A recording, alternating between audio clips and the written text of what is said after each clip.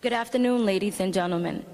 The music for today's memorial service is provided by Marine Corps Band New Orleans under the direction of Chief Warrant Officer 2 Demarius Jackson and the New York City Fire Department Emerald Society Pipes, and drums under the direction of Fighter Kevin Donovan.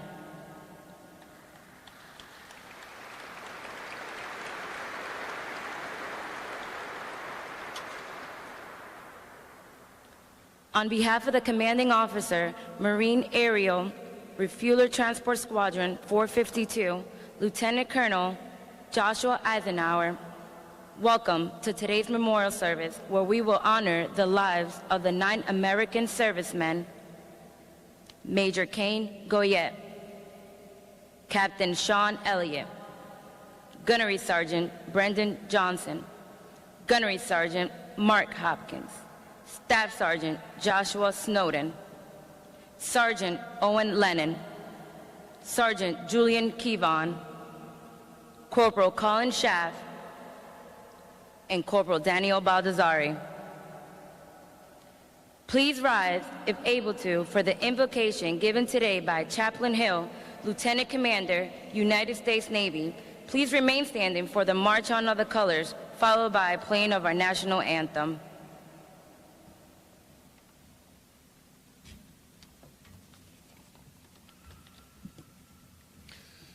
Let us pray.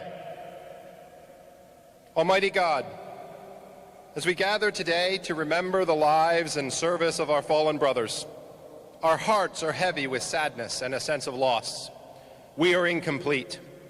We are filled with memories of duty and friendship, toil and laughter. We know that we will never be the same for the absences we now have in our lives. May your presence be with us and comfort us as we remember their lives and mourn their loss. For each family member, I pray that your incredible grace would fall upon them and give them a peace that passes all understanding. The loss will never go away, but you can comfort those who feel empty and fill them with your presence. For each of their fellow Marines and sailors, may you keep the memories burning bright that the fallen may live on in our memory. May all that we seek to accomplish in the future honor the memory of those whom we have lost. For each person present, may you honor their presence here to pay their respects. It is good that we gather together to mourn and remember, that we may be a comfort and support to one another. May we always stand side by side in the way these men and women have the past couple months. May it not only be in times of trial that our solidarity shines through, but may that be the hallmark of our lives. Semper Fidelis, always faithful, especially to one another, and also to God, country, and Corps. As we move forward, may we continue to know your grace, your strength, your peace, and your purpose. In the name of the one who comforts and guides, I pray. Amen.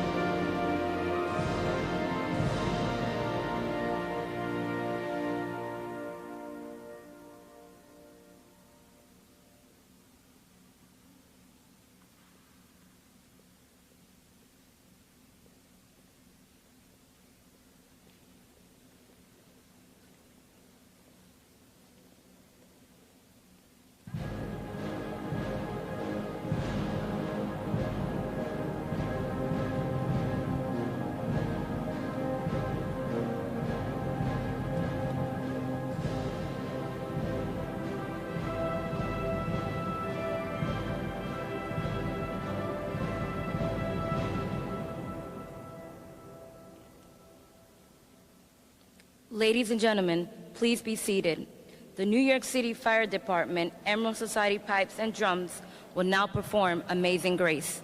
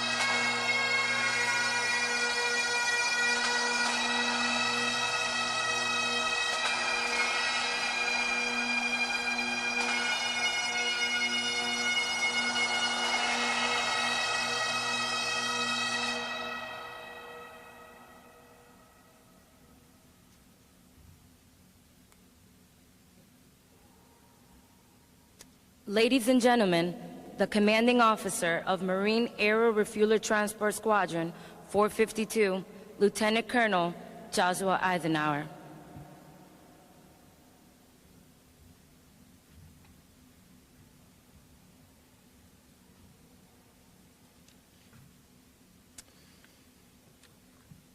Good afternoon. General Walters, Lieutenant General McMillan, Lieutenant General Caslin, Brigadier General James, Brigadier General Stein, Brigadier General Goering. To the group commanders, colonels, fellow squadron commanders, senior enlisted advisors, distinguished guests, MARSOC brothers, community members, and most importantly, to the family members of our fallen, thank you for being here today. On behalf of the Marines and sailors of VMGR-452, I would like to say thank you for sharing this time with us and paying tribute to our fallen brothers. The show of support from the families and the Marines of this squadron has been nothing short of amazing. We have all been overwhelmed by the outreach from the community, both the local police, fire departments, community organizations, veterans organizations, and especially our neighbors here at the 105th. We are all here to honor the memory and service of these 9 Marines. Many of you know the story. On July 10th, at 1500, Yankee 72 departed from Cherry Point, North Carolina, with the destination of El Centro. On board were our 15 Marines and 1 sailor. Just before 1600, over the skies of Mississippi, something went wrong with the aircraft, and we lost 165, 000, and everyone on board. That is what all the media outlets, every social media site throughout the country has been told. That's what you've been told.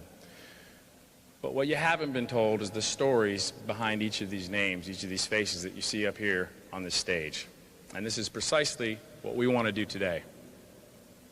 We want to tell you who these men were and what they meant to their friends, families, squadron mates, and communities. As a squadron commander, I cannot diminish with words the impact the loss of our brothers had on this squadron, the community, or their family members. Our goal today is to tell their stories. We want you to know these men as well as we knew them. No one word can truly capture the essence or the character of Yankee 72, of these men. But the word that has commonly been associated with each of them and collectively as Yankee 72, both inside and outside the KC-130 community, is class. These 9 gentlemen that you see up here were class personified. Don't get me wrong, each of these guys had their ornery streaks. After all, they're Marines, right? They were known for being practical jokers, relentlessly playing jokes on each other, ribbing each other. But when it came down to conduct business, when they put the uniform on, they boarded that aircraft and strapped in, they were professionals. They epitomized professional Marines and air crewmen. Over the last month, the squadron and I have had the honor of traveling the country putting our brothers to rest. It's a solemn and emotionally draining experience. I knew this task would be grueling, but I didn't know how fulfilling it would be. Having the opportunity to meet, hug, shed tears, break bread, and even drink beers with the amazing people whose lives were affected by this loss has been overwhelming and healing. From our home here in North Carolina and New Jersey to Dallas, Texas, to Tacoma, Washington, the outpouring of support and love has been tremendous and greatly appreciated. From this experience and from my own personal experience with each of these Marines, I could stand up here for hours telling you stories. Some appropriate, probably some not so appropriate. But instead, I want you to hear the stories from their peers. I want you to hear from the Marines who laughed, cried, sweated, bled with them each day, in and out. So please join us in celebrating and grieving the crew of Yankee 72.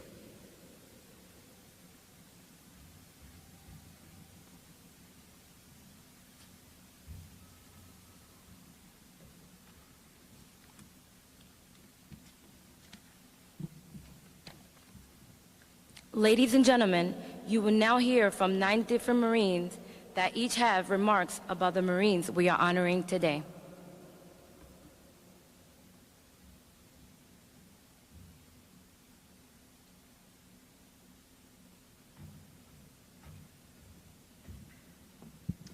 Good afternoon, ladies and gentlemen. My name is Greg Parker. I'm fortunate enough to be the executive officer of VMGR-452 and even more fortunate to have called Kane Goyette my friend.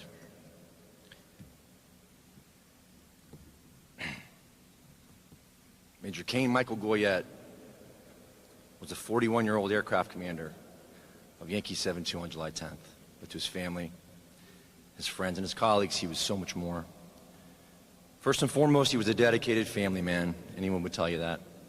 A loving husband to his beautiful wife, Andrea, doting father of 2 amazing daughters, Alex and Annalise, proud son of Cliff and Janice, brother to Aaliyah, son-in-law to Todd and Valerie, and brother-in-law to Renee and Steve. Next, Kane was a loyal friend and proud son of the amazing city of Waterford, New York. During the recent memorial held in Kane's honor, we had the pleasure of meeting many of the friends and people who played ball, hunted, fished, and rode bikes with Kane throughout his life. Seeing the love and kindness that emanated from those in attendance, it's easy to see why Kane often bragged about his childhood in his hometown. Marine. Kane was a patriotic American who dedicated the majority of his adult life to the Marine Corps. Starting on the yellow footprints of Parris Island and rising to become the operations officer and maintenance officer here at VMGR 452, the very place that his journey began in 1994 as a calibrations technician just across the street here. Kane was a natural leader. His ability to lead with an amazing blend of humility, humor, and unparalleled intelligence crossed all ranks. He was just as comfortable in a room full of 18-year-old Marines as he was in a room full of general officers dissecting one of his infamously detailed spreadsheets.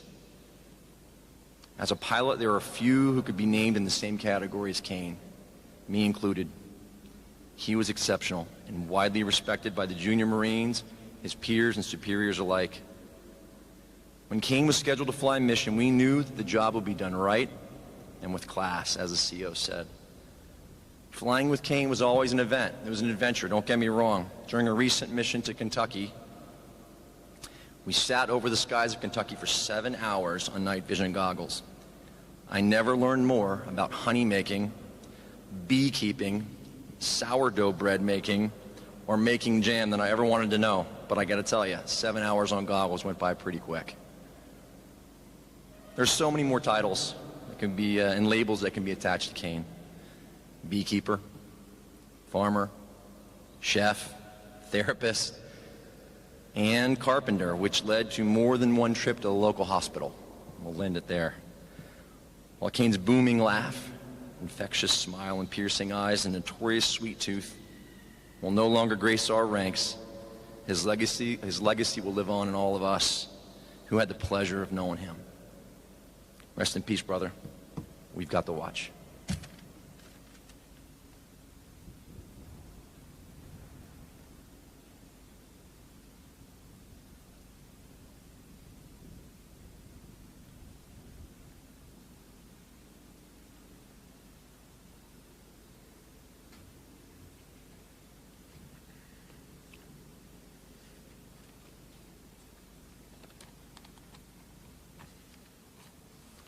Good afternoon, ladies and gentlemen. I am Captain Quinn Hoffman. I'm humbled to stand in front of you today to celebrate the life of my friend, Sean Elliott. Sean and I first met when I checked into VMGR-452. Shortly after check-in, I learned we would be deploying together to Special Purpose MAGTF, AFRICOM. Our first pre-deployment training exercise is when our bond started to grow, and I got to experience everything Sean had to offer, both as a Marine and a friend. Sean was always making himself available if someone had to vent their frustrations, needed help with a problem, or just wanted company at lunch. He was always organizing barbecues back at the barracks to help build the camaraderie of the officers going on that deployment, and to look after the Marines that would be accompanying us. Sean's passion for flying was apparent to everyone from day one. You could habitually find him studying his NATOPS, and he would love to talk through different scenarios with the other aviators. I would often go to him to ask him to help explain what a particular system or routine was in order to increase my familiarity with the aircraft. Sean was always patient and looked forward to the questions as a way to test his own knowledge. It's hard to summarize the impact Sean had on my life and the Marines he served with. There are several memories that I have that stick out in my mind. Sean loved tradition. Marine aviation has too many traditions to discuss in one sitting. Sean was religious about being a member of the JOPA, the Junior Officer Protection Association, and would continuously come up with ingenious pranks on what we lovingly called the dirty field grade officers, DFG for short. This could range from launching water balloons at them on their way back from chow, or to hiding subdued field grade rank on major selects that would make the transition a little too early. Sean would always look forward to the next officer function, often staying up late at night, building a creative new game in his garage. He had a unique ability to come up with ideas that truly brought everyone together. This helped to ensure we formed a tight-knit, highly successful detachment and squadron. He was also a self-professed coffee connoisseur. I don't think I've ever seen anyone who had as many coffee devices as Sean did. We would routinely ask him to make coffee, and he would proceed to make some of the best coffee I've ever had. He had a special grinder, fancy kettle, and some kind of fancy pour-over coffee pot. I attempted to make coffee this way, but decided to leave it to him when he said I didn't let the grinds bloom enough when I poured the hot water on them. To this day, I still don't know what that means, and one day I'll find out. He could give any barista a run for their money. I'll always look back on our time at 252 with fond memories and appreciate getting to know Sean so well. It is incredibly sad that Sean's life ended so soon, and I cannot put into words how much we will miss him. Sean was one of the most positive and good-natured persons I knew. He had an authentic passion for life that was contagious to everyone. Even though Sean may be gone, his memory will live on in all of us forever. Sean, I appreciate your friendship and will never forget you. Semper Fidelis, brother. Go Chargers.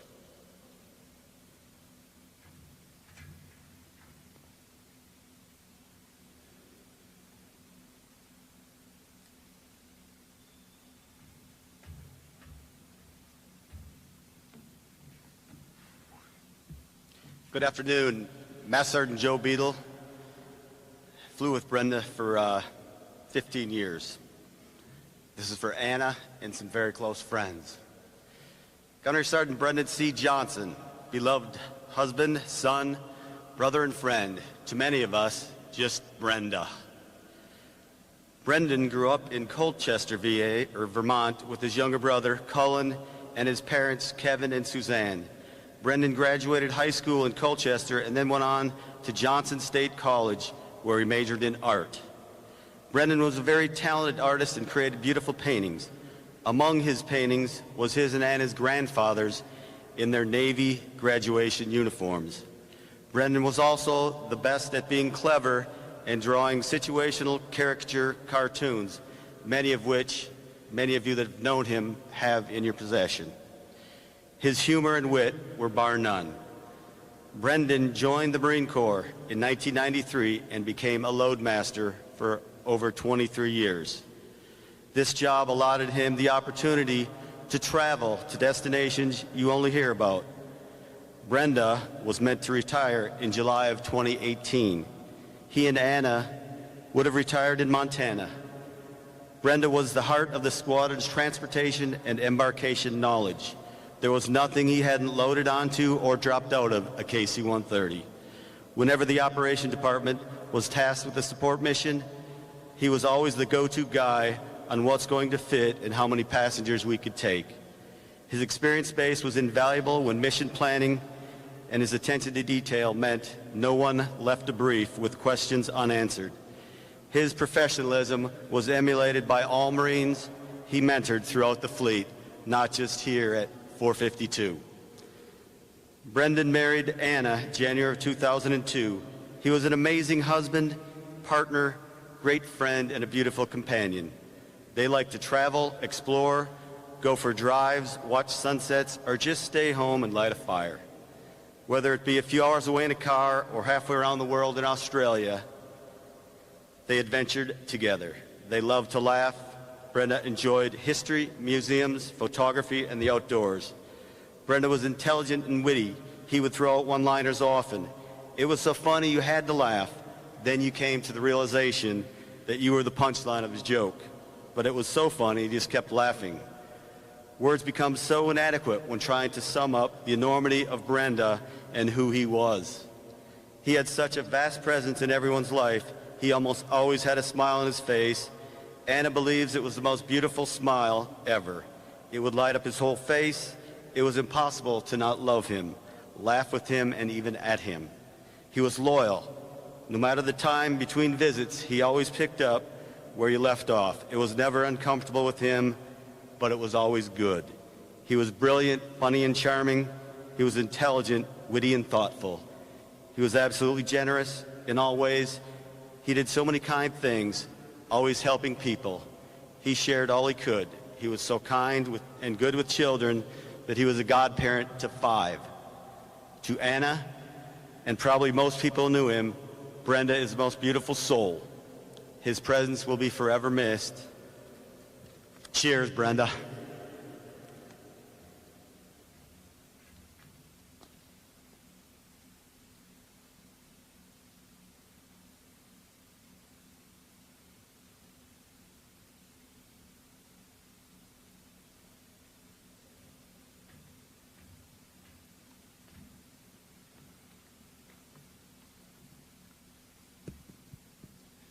Good afternoon. My name is Master Sergeant Cowart. I'm a navigator here at VMGR-452. Gunnery Sergeant Mark Hopkins and I flew together. We worked in operations together. We deployed together. And we grew professionally and personally together. He was more than just an acquaintance. He was my friend. As we gather to remember him and all of our departed Marines today, I'd like to personally thank everyone in attendance, especially those who covered a considerable distance to be here. I also want to acknowledge all those who have sent their prayers and regrets. My deepest condolences go to Mark's wife, Patricia, their children, Wyatt, Abby, and Lewis, his mother, Deborah, his siblings, Buddy, Deneen, and Robbie, his grandmother, Gwendolyn, his uncles, Rick, Dan, Doug, and Mark, and to all those who feel his loss. It's hard to recall the exact date when you met someone when you feel like you've known them your whole life. That's the kind of friendship Mark offered, effortless and natural. One of my first memories of Mark was when my family and I first moved here to New York, and we went with Mark up to Phoenicia for pancakes. I don't know how such a skinny guy could put down that giant plate of pancakes. He saw that meal as a challenge, freely accepted it, and ultimately dominated it. After that feast, Mark thought it appropriate to use his socks as gloves in order to scale the underside of a low bridge, just for the fun of it. On the way back in, he dropped into the knee-deep water and spent the rest of the day with wet shorts.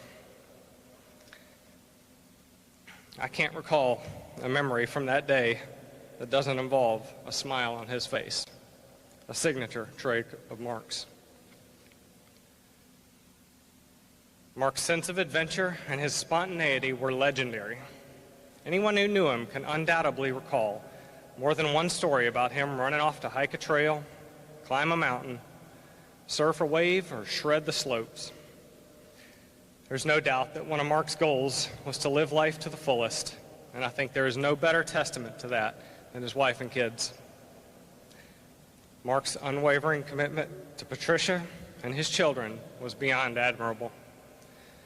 He was the most attentive and devoted husband and father I've known. At the Marine Corps Ball, you'd be hard-pressed to find a husband prouder of his wife than he.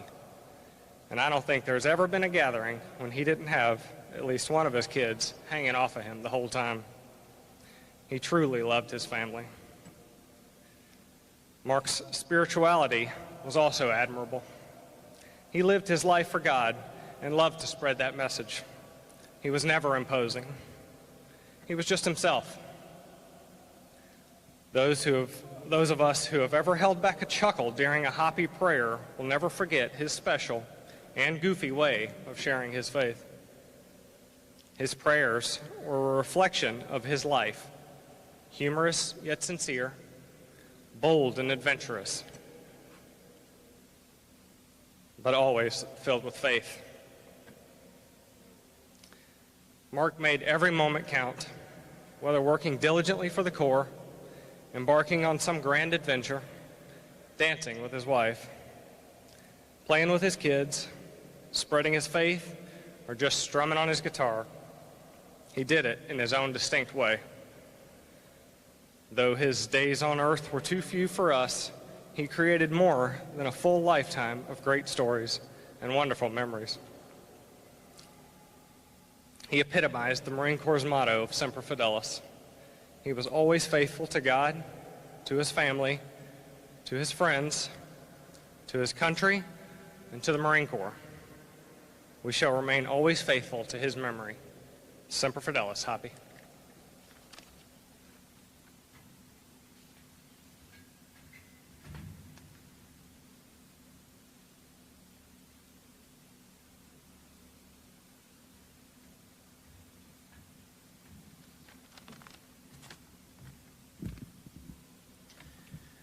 Gunnery Sergeant Harvey. I'm going to say a few words about our brother, Joshua Snowden. Now, I'm not very good at things like this, but if you thought that anyone but a fellow Texan was going to be up here to speak on behalf of Staff Sergeant Snowden, then you obviously did not know him. Staff Sergeant Snowden, it feels so good to get to say that. We never officially got the chance to call him a Staff Sergeant because he wasn't promoted until July 10th of 2017. Now, Staff Sergeant Snowden, he had an unconditional love for God, the United States Marine Corps, the great state of Texas, and the Dallas Cowboys. Now, when he was passionate about something, he poured his entire heart into it. For example, it doesn't matter what was going on Saturday nights whenever we all got together. He always left at a decent hour to make sure that he was ready for church. And you can guarantee that if you wanted to make any plans with him on a Sunday, nothing was happening until after services were over. He was also very brilliant, and he could have done anything he wanted to with his life, but he still chose to be a flight engineer in the United States Marine Corps. And he was one of our best. For those of you that didn't know, it is the best job in the Corps. Staff Sergeant Snowden's personality was as big as the state of Texas, and everything he owned was branded with that beautiful Texas flag. He installed a flagpole in his front yard here so that everyone that drove by knew that a proud Texan lived there. This went right along with his Texas flag painted mailbox. Then there's the Dallas Cowboys. Not a favorite of people in this area, but he still wore a different Dallas Cowboys shirt every day of the week during football season. And during his time during flight engineer training, in the dead of winter, he would still come over knowing he had to sit outside and watch the game through the glass door. Even though we had known him for 12 years, he still had to pay his dues, and he would own it. Josh was Josh, and he wouldn't waver for anyone or anything. He knew exactly who he was, and it didn't matter if it was his cowboy hat, boots with a big Texas-sized belt buckle in New York City, or way too much flair on his flight suit. He wouldn't change for anyone. He is loved, he is missed, and he will never be forgotten. God bless y'all, his family, the United States Marine Corps, and as Josh would say, the 5-time world champion Dallas Cowboys, and God bless Texas.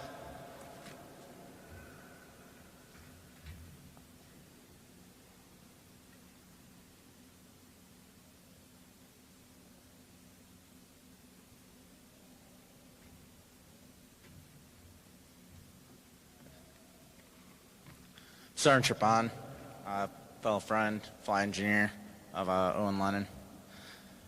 Once again, I woke up today trying to figure out how to regain what we lost. The legacy of Owen Lennon, the son, the brother, the soulmate, the friend, flight engineer. As everyone knew him, as a beer snob, and one of the most outstanding Marines I know. There's a gaping wound in my heart that I hope will heal. I know it will. When it does, though, it's going to leave behind a scar that I hope, when I look at, doesn't hurt anymore.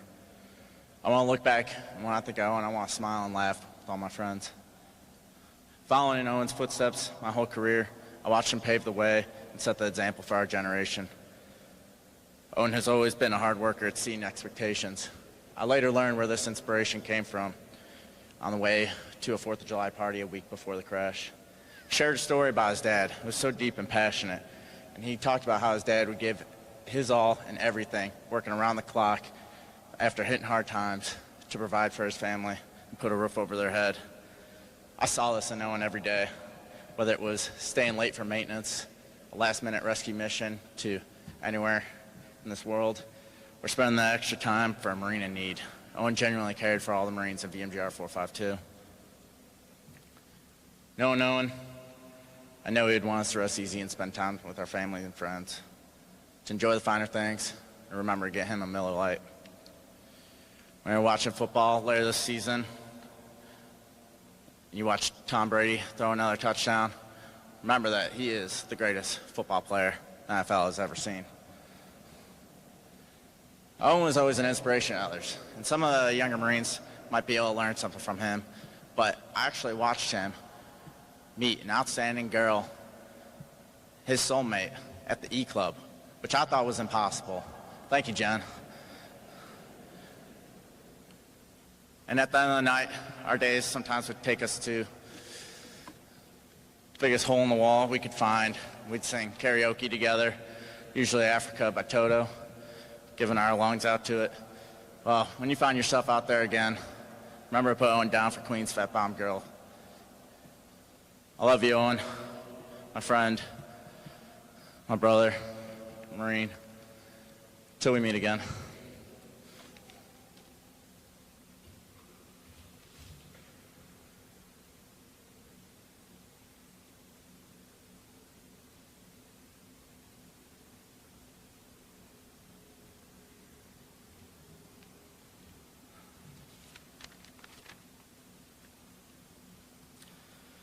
Good afternoon. My name is Chief Warrant Officer Alex Tracy. I'm a navigator. I had the distinct pleasure of not only flying with Sergeant Julian Kevon, but working with him in the ever-demanding physical shop.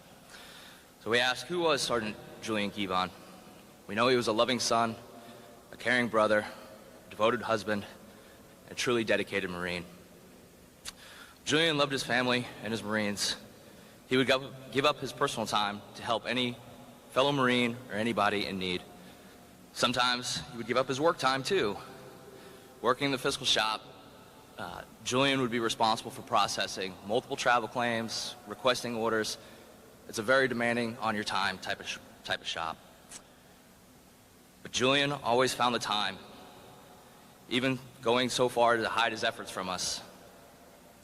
He would go to the crewmaster students, flight engineers, heck, even some of the pilots, and sit with them, helping them complete their travel claims, no matter how long it took. He would do this knowing full well that we, or in reality I, would get mad at him for it. And he'd always just tell me, "Sir, they just needed a few minutes of my time." And that was Julian. Didn't matter. He always had time. Julian did all of this, never wanting 1 ounce of attention. Julian just wanted to help people. He is hands down the most humble Marine and man that I know. And as Marines, we are definitely not known to be humble creatures. But Julian truly was. I only just recently discovered that Julian had a degree from Michigan Technological University. Julian never talked about his own personal accomplishments. He even became an instructor. Julian didn't tell me. I had no idea. I'm writing his fit reps, and I had no idea. I had to seek it out from him. But that was Julian. He never puffed out his chest, never beat his drum. Julian just set about his job like a true, quiet professional. Julian truly loved his job. Maybe not working in the fiscal shop, but when Julian was on the airplane, flying, or teaching young crew masters, he could never have been happier. Becoming a Marine aircrewman is not an easy task. It takes hours of class time, hours of studying on your own time. You couldn't be afraid of failure. You'd have to be able to learn from each experience. Julian's hard work and dedication allowed him to be able to become one of the select few in the Marine Corps. He became a qualified Marine KC-130 crewmaster. Julian valued his family above all else. He would spend his time, off time, going to Sleepy Hollow for the Halloween, just taking train rides just through the country just to see it. Numerous times he'd just go to the city just to try a new restaurant or go see a new museum or just to go see it. We'd always come in on Monday and have our coffee and we'd talk, and I'd always have to kind of prod Julian, "Hey man, did you do anything this weekend?" And never can I remember Julian ever telling me, "No, I just sat at the house, didn't do anything." Julian just wanted to spend his weekends, his time, making memories with his family and his beloved wife, Sherry. Julian, we are going to miss your smile, your laugh, those giant lunches you would try to cook on the pizza pizzazz, your voice, that glorious mustache of yours. Everyone here is a better person for having known Julian. So know that, Julian, while you will be missed, you will truly never be forgotten. Rest in peace, my friend.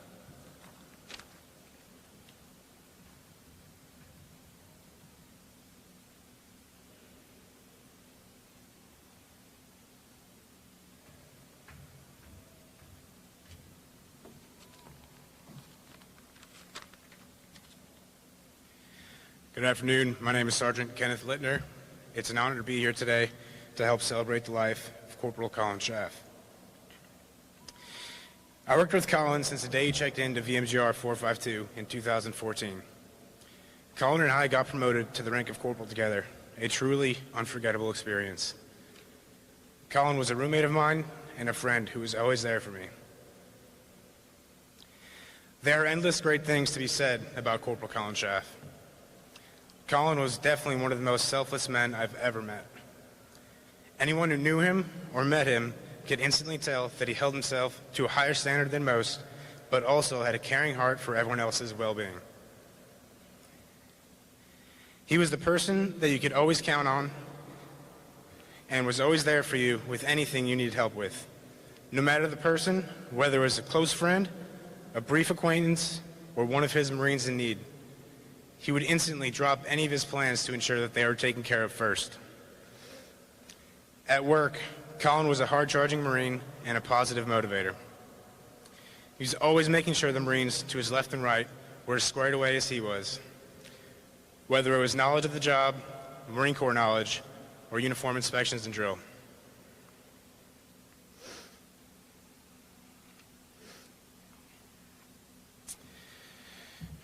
Colin obtained and maintained the highest qualifications and was constantly seeking higher positions to take on more responsibilities.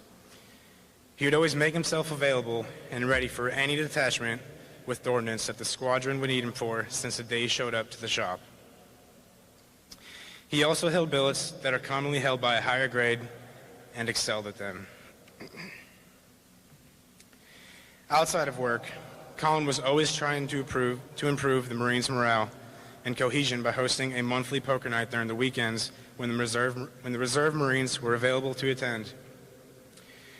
During the summer, he would also invite Marines to go camping or hiking with him just about every weekend, rain or shine. He would also invite Marines over for dinner with him and his family after work and during the holidays.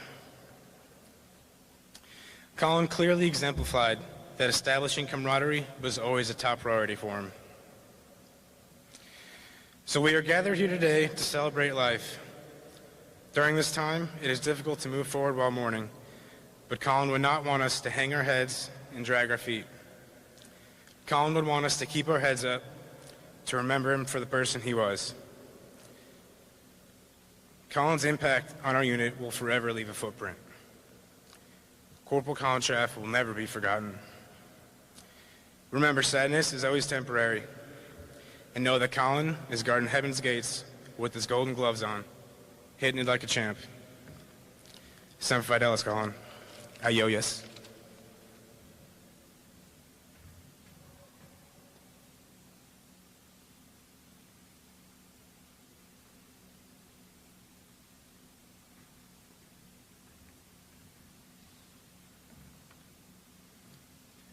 Good afternoon, ladies and gentlemen. My name is Lance Corporal Ethan Snyder. I was a friend and fellow student with Corporal Daniel Baldessari. Throughout my life, I've known many men and many Marines. I've been proud to call many of them friends. However, few men ever define those titles quite like Daniel Baldessari. The first time I met Dan was the first day at the squadron. At 6 a.m., I woke to a buzzing phone, rolled over and picked it up. Sure enough, it was him.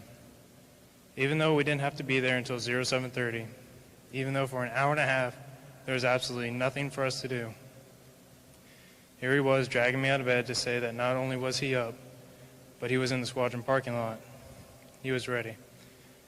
Dan set the tone that day for every day to come.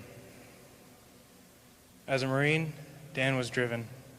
Every day he would come into work with that big goofy grin of his and that eccentric hair that he swore was natural. Even though it made you want to take a second look at our regulations, every day he came in and he succeeded. He accelerated through the schoolhouse faster than one could have hoped for. And by the time he picked up corporal, he embodied the best traits from every leader he ever admired in his life. Traits from his family to his command to our very own shop NCOs. Dan was relaxed but punctual, confident but teachable at every level. Dan was the kind of guy who you could laugh with on the job, but trust when you needed the job done right. In the Marines, we aspire to lead by example, and Dan was a great example of an excellent Marine. Dan was a living definition of the word friend. Who else but a friend could you fight with in the morning and then stay up late into the night studying and laughing with? Who else but a friend would show up at your door late at night, looking distraught, only to find he was there to raid your fridge as if you had stocked it just for him? Who else would drop everything they were doing to help you, be it picking up the new guys from the airport or showing them around, or explaining that aircraft system you just didn't quite understand? You could count on Dan. You could count on his sarcasm to shine through when you needed it the most and make you laugh in almost any situation. You could count on his calmness when you needed advice and his support when you felt like failing. But above all, you could count on Dan to just be Dan. That's more than you could ever hope for. In Dan's passing, a piece of every one of our hearts is broken. But Dan isn't gone, not really. He lives on in every memory he's made, in every way he's shaped our lives, and in every step we take in his name moving forward. In his wake, Dan leaves us with new friends, a closer family, and a world changed for the better. And somewhere, Dan watches over us, smiling at this family from a new set of wings. Semper Fidelis, brother.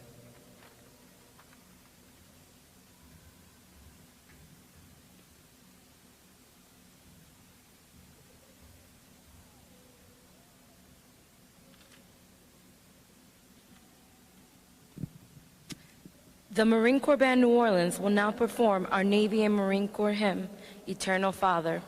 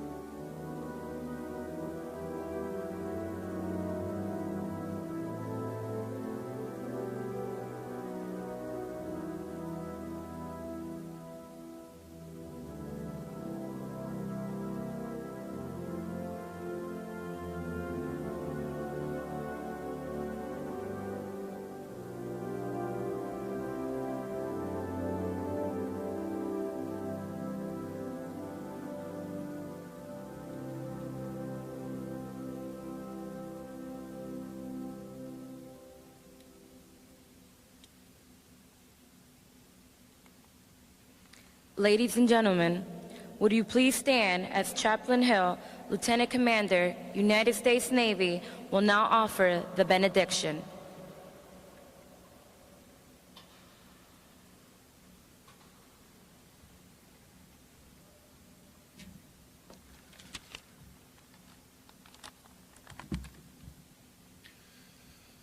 Let us pray.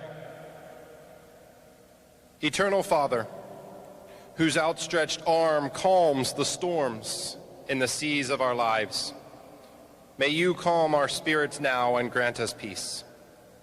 May you turn your face upon us, that we may know your presence in this time of grief. May that presence comfort us and lift us up as we seek to move forward, not leaving behind those we have lost, but honoring their memory and carrying them with us.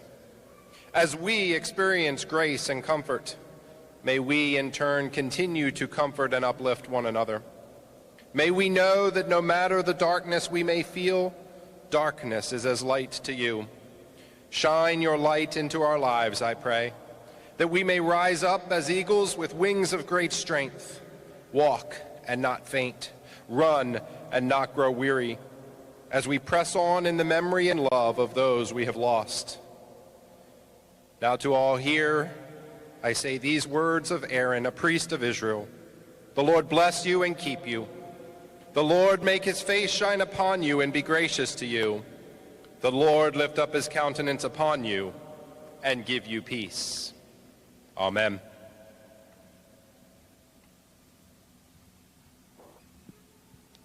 Ladies and gentlemen, please be seated.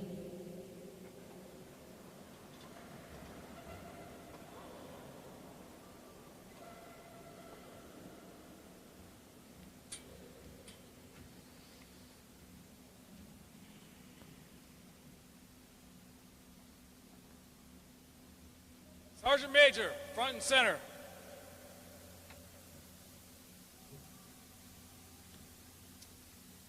Sergeant Major, call the roll. Aye, aye, sir.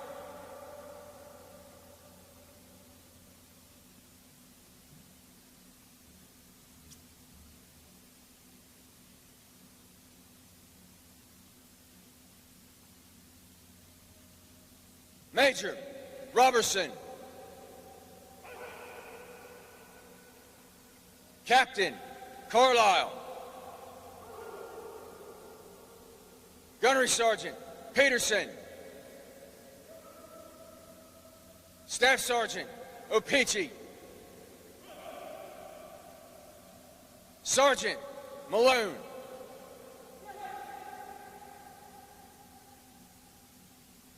Major Goyette. Major Kane Goyette. Major Kane M. Goyette.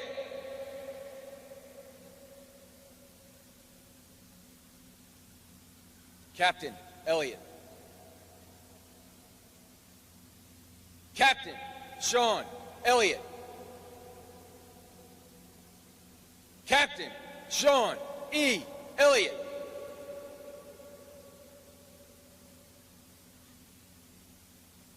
Gunnery Sergeant Johnson. Gunnery Sergeant Brendan Johnson. Gunnery Sergeant Brendan C. Johnson.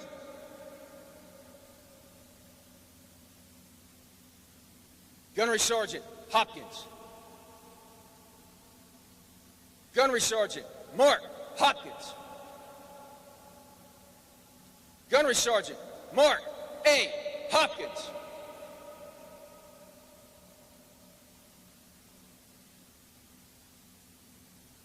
Staff Sergeant Snowden. Staff Sergeant Joshua Snowden. Staff Sergeant Joshua M. Snowden.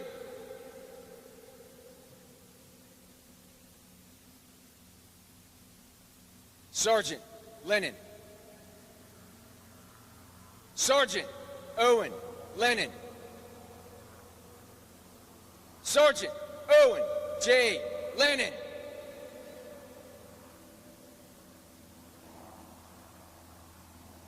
Sergeant Kivan. Sergeant Julian Kivan. Sergeant Julian M. Kivan.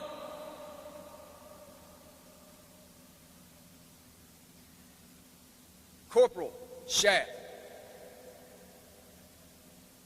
Corporal Colin Shaft. Corporal Colin J. Shaft.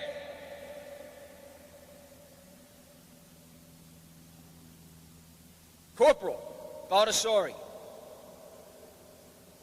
Corporal Daniel Baldessari. Corporal Daniel I. Baldessari.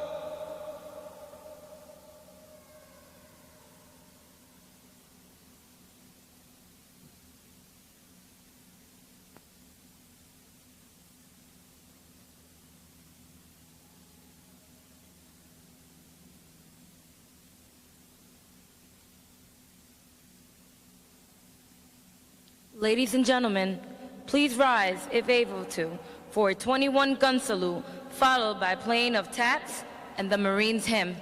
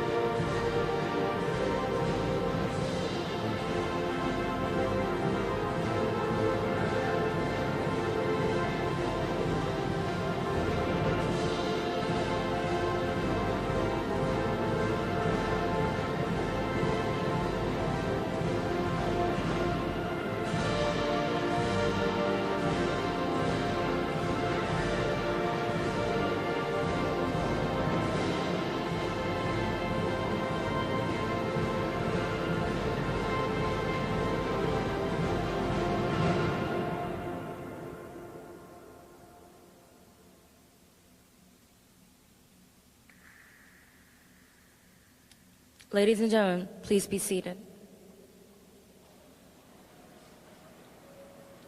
Ladies and gentlemen, this concludes our memorial honoring the lives and sacrifices of Major Kane Goyette,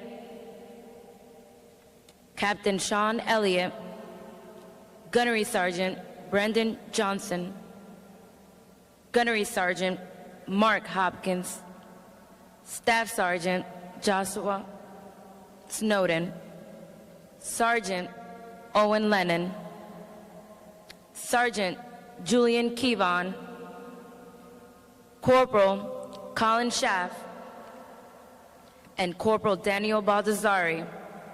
Ladies and gentlemen, we ask you to remain seated until the official party and families have paid their respects and departed the arena floor. Ladies and gentlemen, please feel free to come forward and offer your respect to our fallen comrades. In 10 minutes, please proceed to the open side of the hangar to observe a flyover being conducted in honor of our fallen Marines. Thank you. God bless you. God bless America.